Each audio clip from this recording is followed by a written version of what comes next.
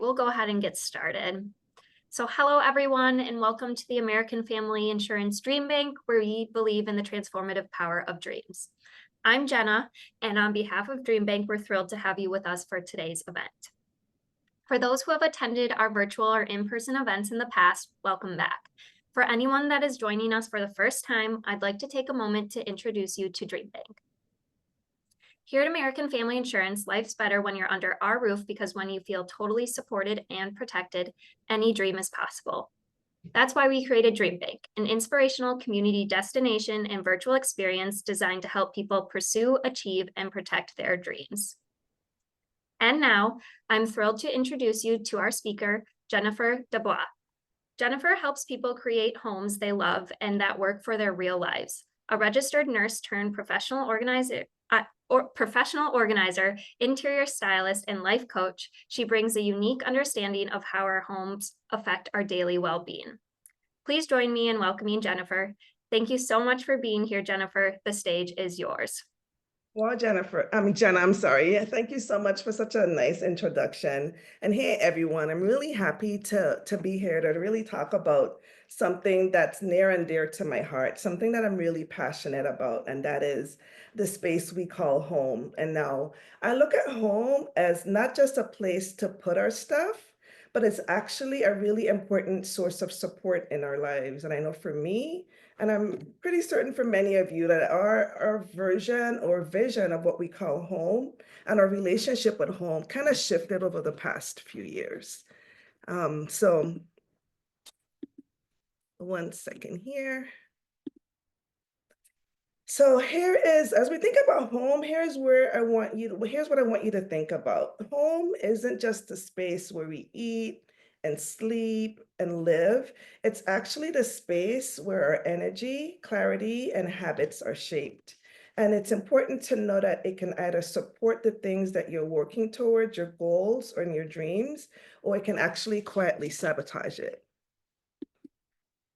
I'm going to share a real life example. So recently I worked with a client.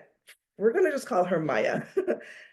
She reached out to me. She was a business owner, extremely talented, multi-passionate individual, but her home in general was not functional, and in particular, her home office. So as you can see here in the before photo, this is just one section of her home office. You'll see that she has a bookshelf and it's overflowing with books, and you can't really make it out, but she's traveled a lot and she's collected a lot of artifacts and things along the way, and they're actually stored on her bookshelf. But because how the bookshelf was overcluttered, she wasn't able to see them and really appreciate them. So what we did, we used the framework that I'm going to be sharing here today to realign her space. And in the after picture, you'll see that we really didn't add much. We repurposed the dining room chair that she had. We got rid of anything on her bookshelf that didn't align with who she was and where she wanted her business to go. It was one small space, but it was really impactful. And I'm happy to say shortly after, Maya went on to write her first book. Again, it wasn't about perfection. It was really ideally and essentially, I should say, about alignment. So what we'll cover here today, so we're going to cover why your home matters to your dreams, how your space affects your energy and your habits. I'm going to share with you a 5-step framework that I use with my clients, and you can use it to align all the different spaces in your home. And I'll be providing simple prompts to guide your next steps. So we are going to drop in the chat a link to a worksheet that you can use to follow along today. It's not necessary. It's just essentially a nice to have. It's absolutely okay to use note paper. So you'll see that in the chat, there's a link. I'll allow you some time to download or grab some paper.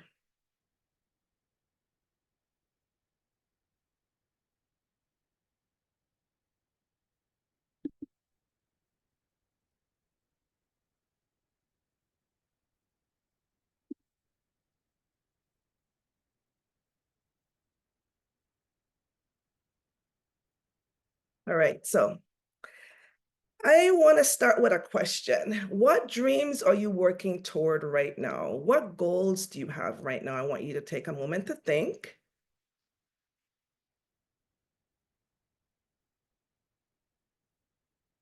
And as it comes up, and if you're interested and willing, if you can go ahead and drop those in the chat. What dreams are you working towards right now?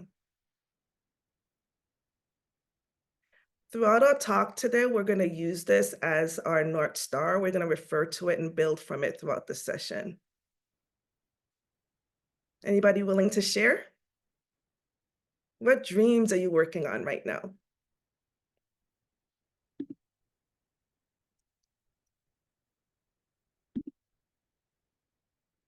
Downsizing after kids have moved out. That's a common one.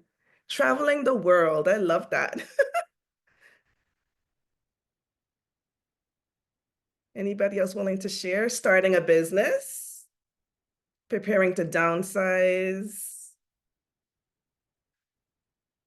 converting my office to a nursery. I love these, changing career. Wow. Lots of dreams. Obtaining another degree.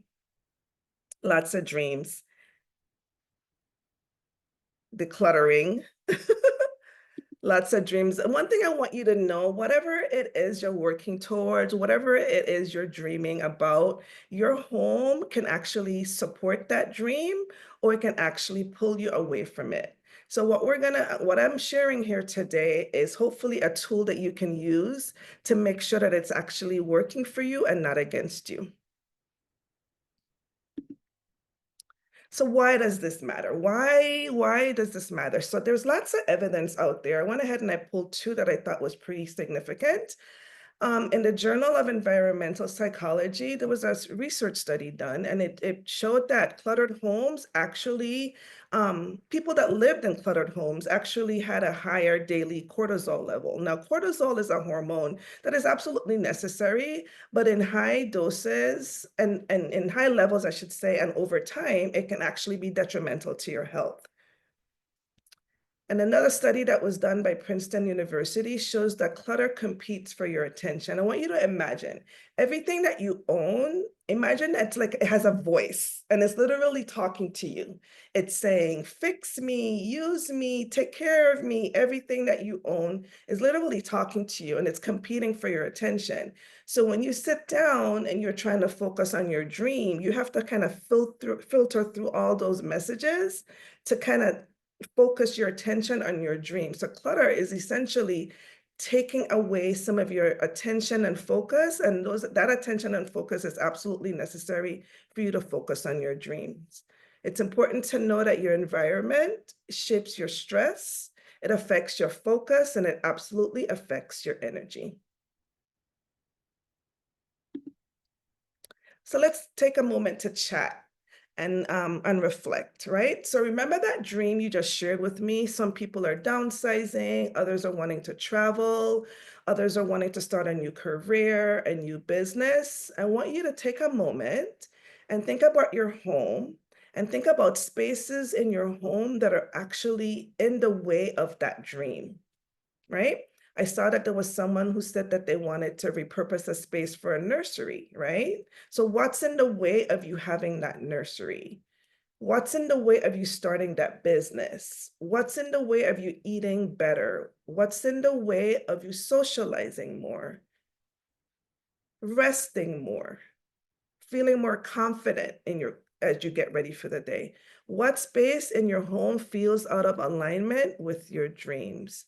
And again, I'd love to know what you're thinking. So if you would, please go ahead and share that in the chat.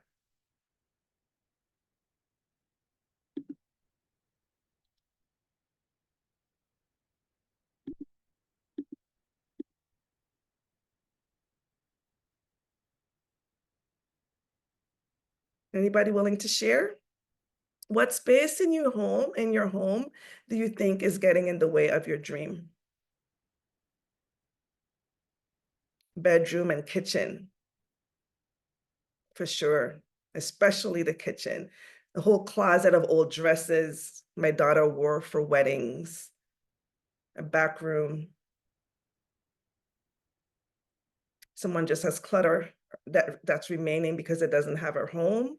Living room, entryway, the space that greets you and the space that sets you out as you leave for the day. The entryway is a very common space, office spaces.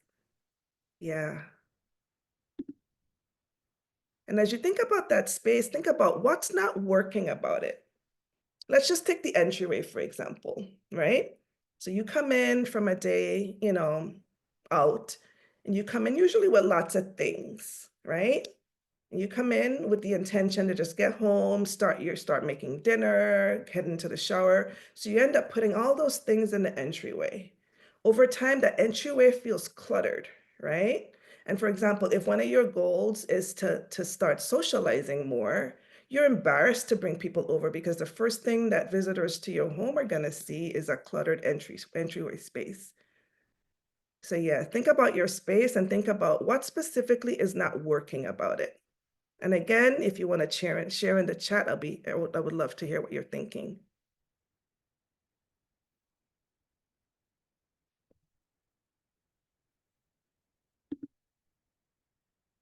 What's not working about that space?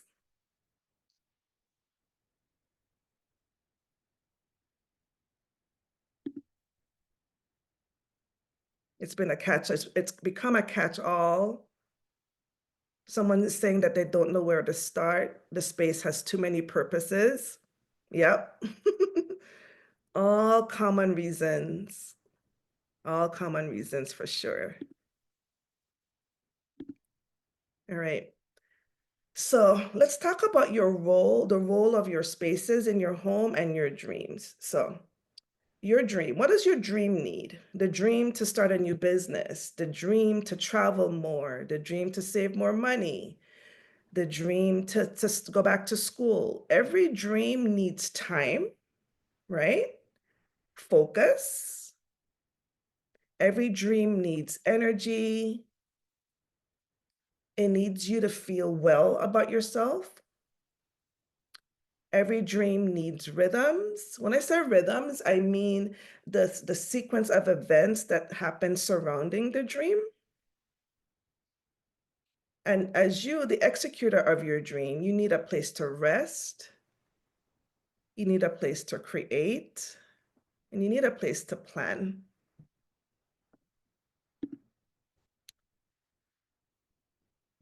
How do we make that happen?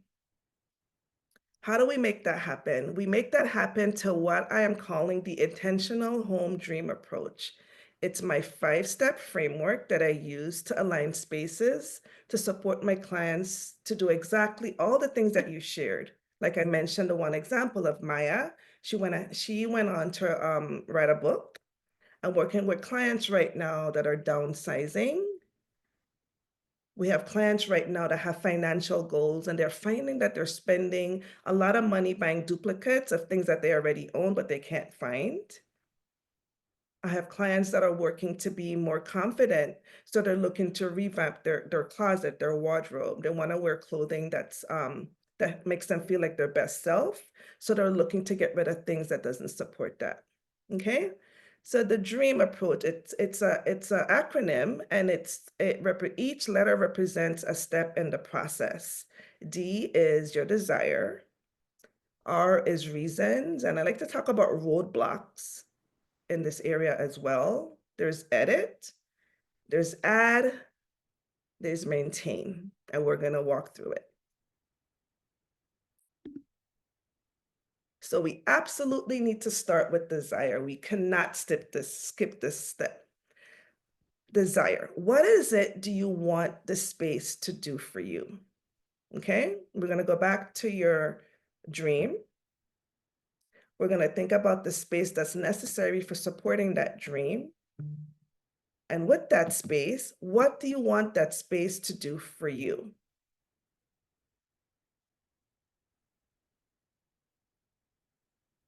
If you can share in the chat. Somebody mentioned their kitchen. What do you want your kitchen to do for you? What do you want your entryway to do for you? When you enter into your entryway, how do you want to feel? When you go into your bonus room, how do you want to feel in that space? How do you want that space to support you? Once you recognize what you want from the space, then you can start to align what the space holds, how it's arranged, and you want to follow all of that with the energy. If anybody can share in the chat, what do you want that space to do for you?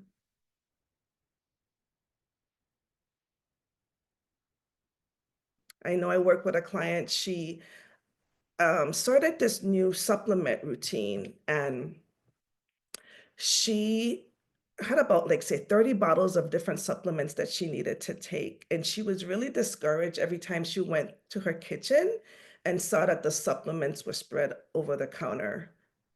She wanted to enter her kitchen with excitement. She wanted to see her supplements in pretty bottles because she felt like she didn't want to feel like, by looking at her supplements, she didn't want to feel like it was a representation of how ill she was. She wanted it to be a representation of the person she wanted to be, which was confident. So what we did for her, we created a nice system for housing her supplements. Anybody willing to share in the chat? Thinking about the space. What do you want the space to do for you?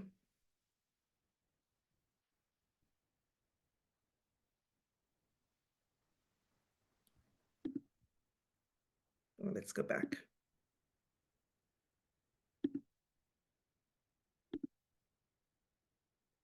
Someone says, add function and beauty, inspire me to work, relax, display confidence. I love that. In the morning, I want to feel energized, not drained from clutter or kids' items. Yeah. Inspire me to work, relax. Somebody wants calm, no clutter, no piles. I really love this. Be a true retreat. All right. So the next step, all right, so you've identified your dream, right? You've identified a space in your home that you want to support your dream. You've identified how you want that space to support you, the feelings that you want to have in that space. Now I'm going to challenge you with a question. And I want to preface this by saying, I'm going to ask this question with curiosity and not judgment. Why don't you have it? What's been getting in the way? Why don't you have that space that feels like a retreat? Why don't you have a closet that makes you feel confident? Why don't you have a living room that makes you feel proud to entertain? What's been getting in the way? Oftentimes it's clutter. Sometimes it's guilt. Sometimes it's not knowing what to do. What's been getting in the way?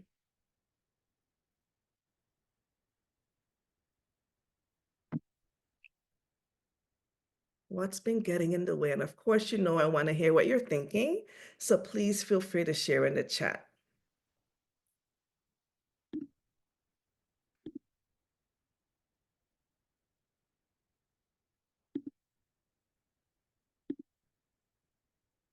Someone is sharing that they feel overwhelmed with paralysis to get started. That is so common. Thank you for being honest. Someone shared it's overconsumption. Wow. Issues of worthiness. Someone feeling not worthy to hire someone that can help. Someone says that they don't know what to do. I really appreciate your vulnerability and honesty. Overwhelmed with paralysis to get started. Thank you for sharing.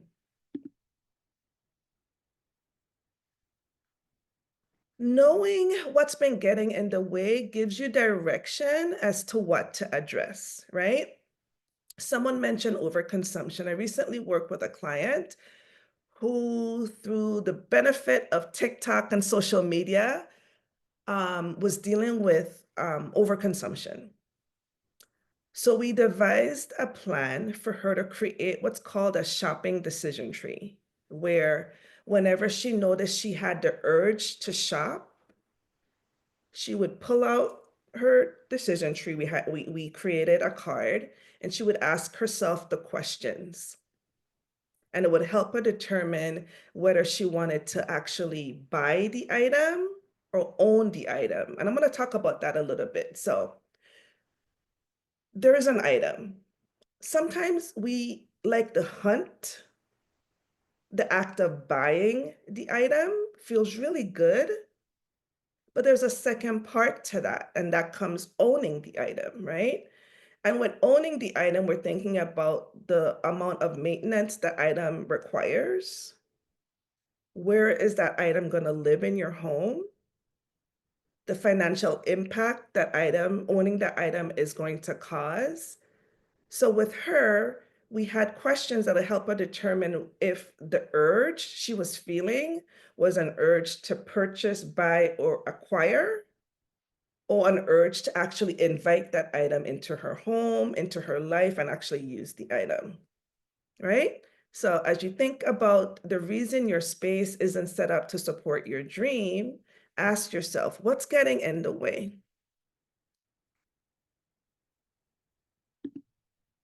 And the next step in the process is edit, right? So we've identified what's been getting in the way, and that's really a hint as to what needs to go, right? So again, we're going to use the overconsumption example. So what needs to go? What needs to go? What habit needs to change? What support does the person need to have? We talked about not knowing where to start. What needs to change? Does the person need access to a system? Does the person need to hire support, hire help? What needs to change? We talked about the living room that's cluttered with kids' items. What needs to go? Do the toys need to have a different home within the home? Do you need to edit the toys? Do you need to involve your children in a end of day reset of the living space? So when we think about what needs to go, we're not just talking about stuff. We could be talking about habits, the way that the space is set up, support that you may need, distraction. Sometimes it's overcommitment. Sometimes our schedules are too full. We don't have the time to really work on supporting our dream, right? So it might be something that we might have to say no to a couple of invitations. We may not be able to serve on the PTA, right?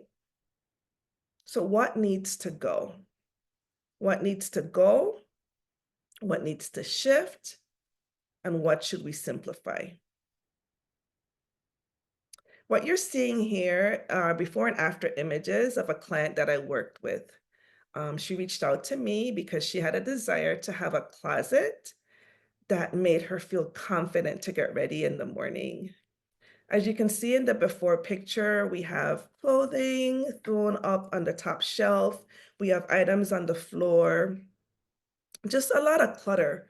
So what we did with her, we got rid of 6 bags of clothing that no longer fit her, no longer made her feel like her best self, and we introduced beautiful decor. You see that there's art on the wall. She has a really nice hamper. She has baskets up top where she can store her items. She has a nice tower where she's storing her shoes. So now her closet is set up to make her feel like she's in a boutique, right? So how much more confident do you feel that she is now having a closet that looks like that, right? She was able to get that closet because she let go of 6 bags of items that no longer supported her. She let go of the habit of just throwing things on the floor instead of hanging them up. And she simplified by adding systems. And actually, there's another part of this that I didn't show here. Her closet is like an L shape. And on the other side, she had bulky uniforms that she only used like once or twice a month. So we were able to move those uniforms to another space in the home to allow her to have this experience of a boutique. So this is one small example. So as you think about your space, think about what needs to go. Again, it could be stuff, it could be habits, it could be the way the space is set up.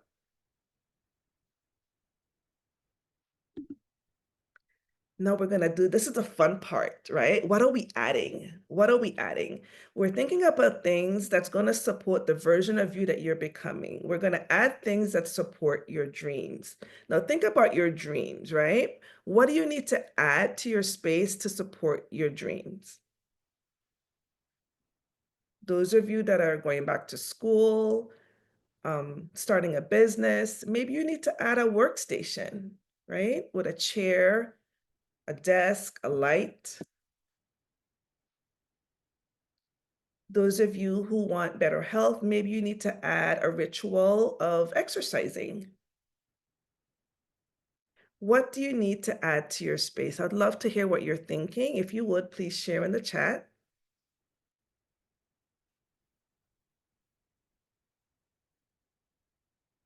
What do you need to add? In the previous example, we added art on the wall.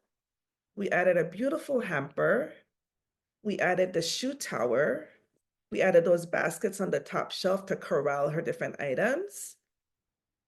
We added the routine. She does a quarterly reset of her closet, which she'd go in and identify things that no longer represented who she was or who she was becoming. So there was a routine of a quarterly reset, right? So those are the things that we added. As you think about your space, what do you need to add to support your dream? I'd love to hear what you're thinking, so please share in the chat.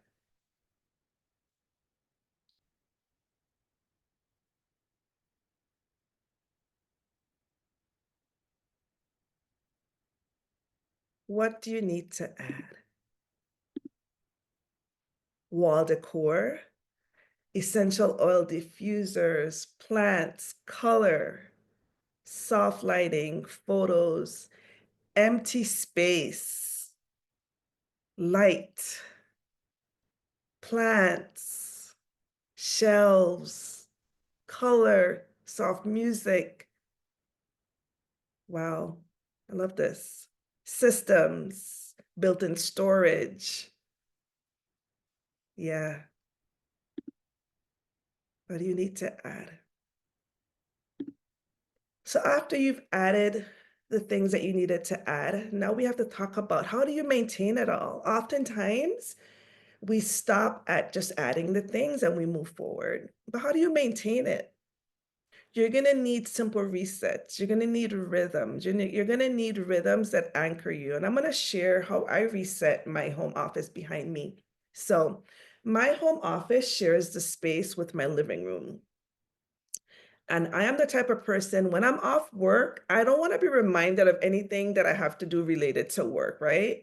So at the end of my day, I have a really, I like to call it my end of day ritual, where I put away everything that's on my desktop. If I'm dealing with papers, I shred what needs to be shredded or recycled. Anything that needs to be filed, I file it away.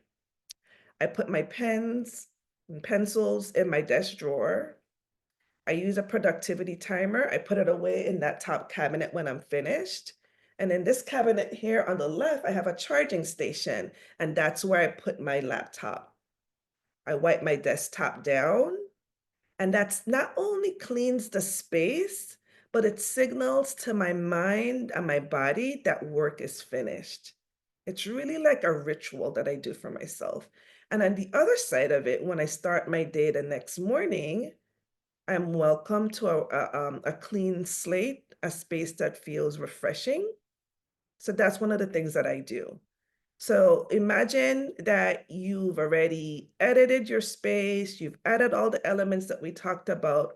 What are some ways you can maintain the space? What are some things that you can do to keep the momentum going? I mentioned with my client that I worked on in the closet, she has a quarterly routine where she's going to reset her closet. She's going to go through all the items in her closet and get rid of anything that's torn, anything that no longer fits her, Anything that no longer aligns with her current lifestyle, she's going to get rid of those things. Her daily reset is when she's putting things away, she's going to hang them up. She's going to put items that need to go in the upper baskets in the upper baskets, right? And another thing that she's doing is being mindful about the things that she's bringing in. So when she's thinking about adding items to her closet, she's thinking about the space. Do I have enough space for this thing that I'm trying to add to my closet? Do I have opportunity to bring this item into my wardrobe? Meaning, I'm buying another pair of jeans. Do I have jeans like this already in my closet? Right? So those are systems and tangible things that she's doing to keep her space aligned. So as you think about your space, and I'd love to read in the chat, what are some things that you can do to keep your space aligned?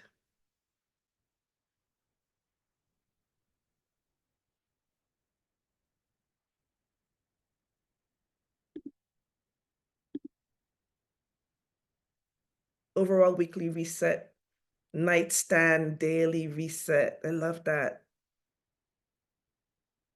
Purchase the bare minimum. Only a unique piece from time to time. I like how you've identified a criteria for buying, like a rule for purchasing items. You're saying to yourself that you're going to purchase items. I shop, we all shop, but you have a rule. You've determined that you're only going to purchase unique items from time to time. One in, one out. I like that one. One in, one out.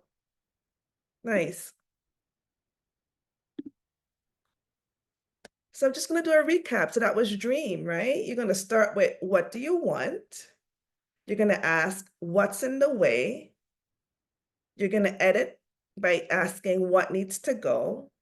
You're going to bring things in very intentionally that support your dream, and you're going to establish rhythms to keep it going. All right?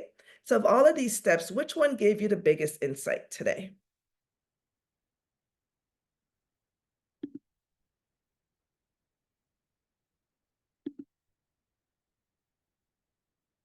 Editing, planning, reason.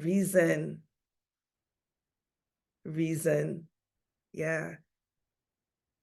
It's important to know why you don't have the thing and why you want the thing. Because sometimes, we're human, we get distracted. And whenever you go off course, coming back to your reason is really going to be helpful.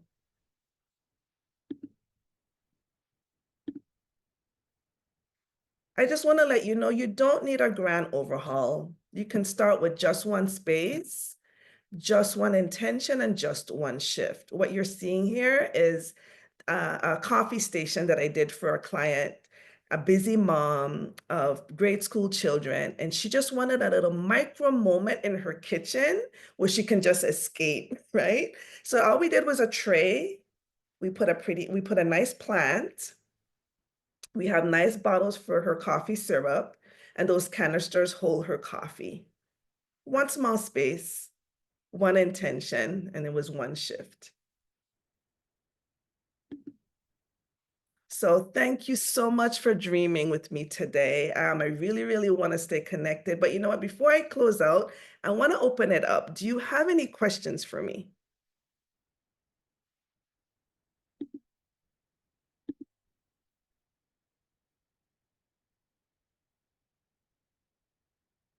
Ask away. We have some time for questions. Do you have any questions for me?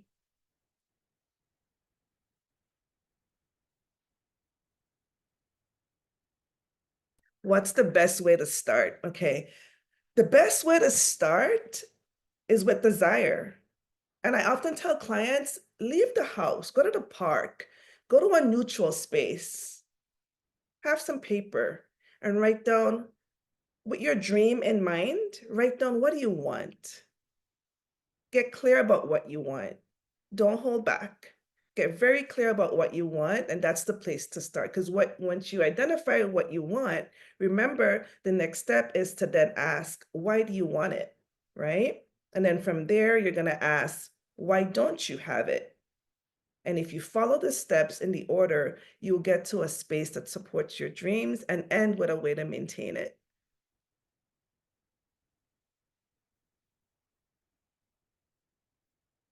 Oh, thank you, Anissa. How do you know what to prioritize first? So how do you know what to prioritize first? If you use your dream as the anchor, think about your dream. And Makusa, if you can share with me, what is your dream?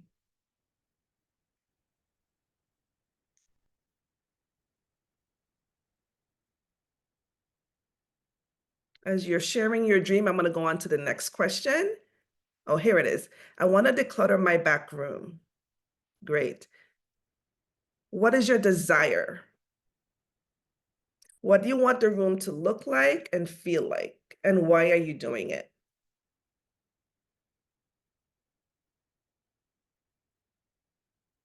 Those are the things I would ask next, Makusa. Tanisha says, what would you advise one to do when they're in the process of moving? Can they still use these steps to plan their new space? I absolutely love this question. Absolutely love this question. So what I worked with several clients that have moved, and what we did, I had them have like a visual representation of what that new space looked like, you know, the layout, what's it called? It's the name is escaping me right now, but the floor plan, there we go. So the floor plan, right? And I have them just kind of look at the new home and name the home. Name the home. What are you going to call this home? The Smith Family Sanctuary, for example, right? So the dream, the big dream, is to have their new home be the sanctuary. The next step is, how do you want it to feel? How do you want it to function? How do you want it to look, right? That's the desire. You're going to talk about the reason. Why do you want a home that is a sanctuary? And why wasn't your current home a sanctuary? Was it because of clutter? Was it because of overconsumption? Why wasn't your current home a sanctuary? And with that, you can then follow the steps to determine, before we move into our new home, what needs to go? What do we need to add? And what are some things that we can do to maintain the space? That was a really great question, Tunisia. I hope that was helpful. Do we have any other questions?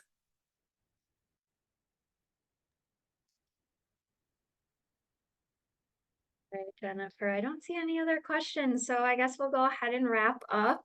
Thank you so much for sharing your time and insights with us today. This was such a great session. I recently moved, so as I'm unpacking and spring cleaning, this framework will be very helpful to me, so thank you.